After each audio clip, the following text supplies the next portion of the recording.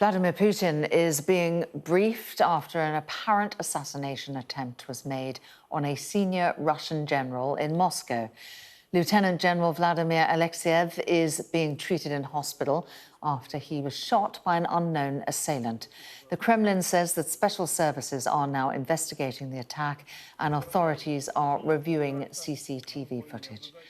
Our Europe correspondent Siobhan Robbins has the latest.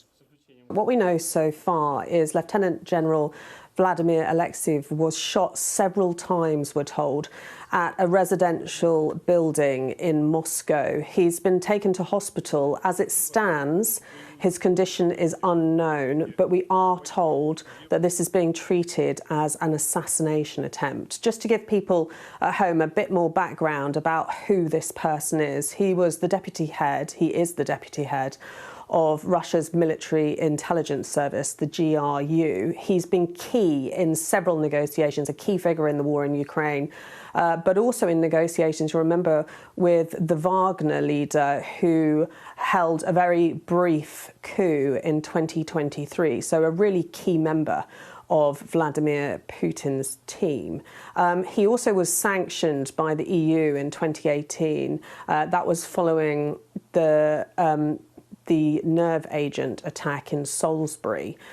So this is someone who really is seen as a high-ranking figure. Now, this isn't the first time that high-ranking military officials in Russia have been targeted since the start of the war in Ukraine. As it stands, we don't know who is behind this. In the past, in some of these assassination attempts or killings, Ukraine has taken responsibility. We are not at this point at the moment. But last year, for example, another high-ranking official from the GRU died in a car bomb. We have had some reaction from the Kremlin. So we're being told that Vladimir Putin was informed about the attempted murder of the Lieutenant General. This is coming from Dmitry Peskov. He said that the special services are currently doing their job. The Kremlin wishes the general a speedy recovery. But of course, this is a critical time in the war in Ukraine. We've been seeing high-ranking officials talks going on Abu Dhabi this week, talks which we're told are constructive. So it's really key now to find out who is behind this assassination attempt, because obviously if it turns out that it is Ukraine, which, as I said, there is no evidence at the moment, that could have a real impact on those ongoing talks. Well, we can get more on this developing story now. Our security and defence analyst, Michael Clarke, is here with me in the studio. Hello there to you, Michael. As we were hearing from Siobhan there, high-ranking official here. The Russians will presumably try and blame the Ukrainians for this. How significant is this development? He is a significant character. Of the 3 or 4 who've been assassinated in the last 18 months or so, I think he's probably the most important, because he's one of the deputy directors of military intelligence. And I mean, he's been in that role since about 2011, 2012. He's been involved in Syria. He's sanctioned by the EU over the Salisbury poisonings in 2018 because his organisation was behind the Salisbury poisoning. He's sanctioned by the United States because his organisation was behind interference in, or believed to be interference in, the 2020 American elections. And he himself does a lot of negotiations with private military companies. He was involved with Prigozhin and Wagner Group. Remember the attempted coup when the Wagner Group took Rostov-on-Don and looks as if they're going to march on Moscow.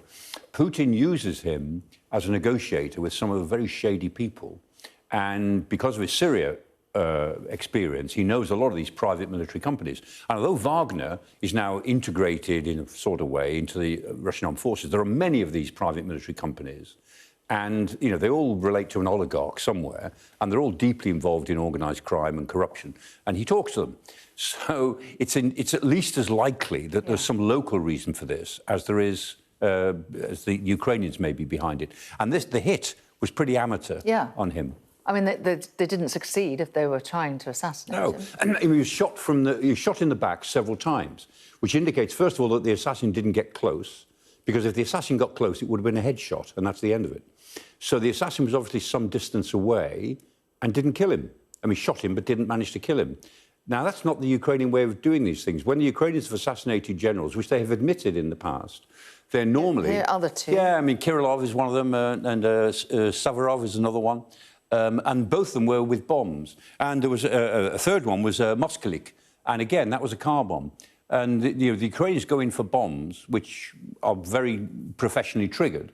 And in this case, the idea of an assassin, shooting somewhere away, it might have been somebody who was inspired by the Ukrainians, just have a go as an amateur. They're all in favour of that, and I'm sure the Ukrainians are pleased by what has happened. But it doesn't look to me like their sort of work. It may turn out to be, but this doesn't look like a professional hit. Interesting, OK. But you think as night follows day, they will blame Ukraine and probably sure pick someone up for it? Yeah. OK, Michael, for now, that's all we've got time for. Thank you.